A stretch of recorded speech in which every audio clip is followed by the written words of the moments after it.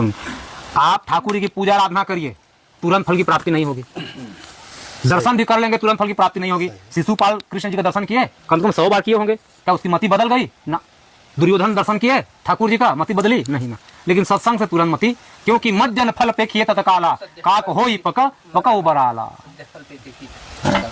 मज्जन फल पे किए तत्काला, यहाँ तुरंत तत्काल फल मिलती है महाराज। इसलिए सत्संग को बड़ा माना गया है, भगवान के दर्शन से भी बड़ा माना गया है, पूजा से भी बड़ा माना गया है, तपस्या से भी बड़ा माना गया है।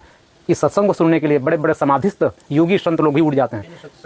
हरि कथा ते बिनु मोह न भाग, मोह गए बिनु राम पदा होई न ऋण।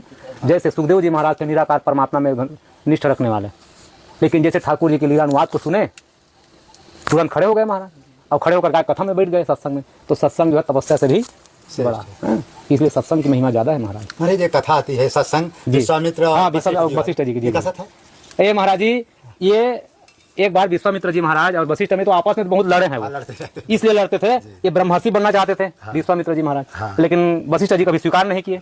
कब स्वीकार किए? जब ये एक दिन विचार किए, निशाचर लोग आकर के हवन को भी भंग कर देते हैं, तपस्या को भंग कर देते हैं, तो विचार की चलो भाई अयोध्यापुरी अवतार लिए भगवान जो है, इसी बहाने से मैं दर्शन भी कर लूंगा और दोनों भाई को लुआ लाऊंगा। चले गए दशरथ जी के पास, तो दशरथ जी को बोले कि अनुज समेत देव रघुनाथा निस्सर्वद में हो बसुनाथा। ये विचार किए कि मैं तो मारने में समर्थ हूँ, मार सकता हूँ सुबाहु मारीच को, लेकिन तार नहीं सकता। मार सकता हूँ लेकिन तार नहीं सकता, तो तारेंगे कौन?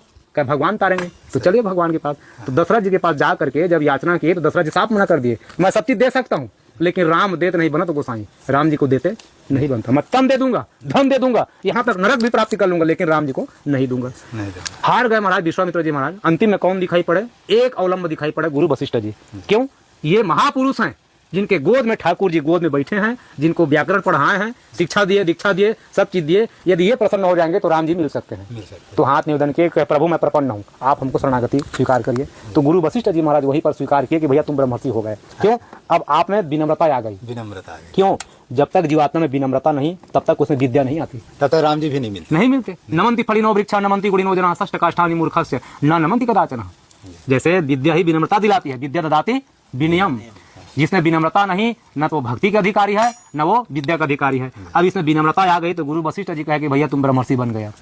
अब दे दिए राम और लक्ष्मण जी को गुरु वशिष्ठ जी महाराज, वहीं पर हाथ जोड़ के प्रपन्न हो गए। हार गए, तपस्या बड़ी है।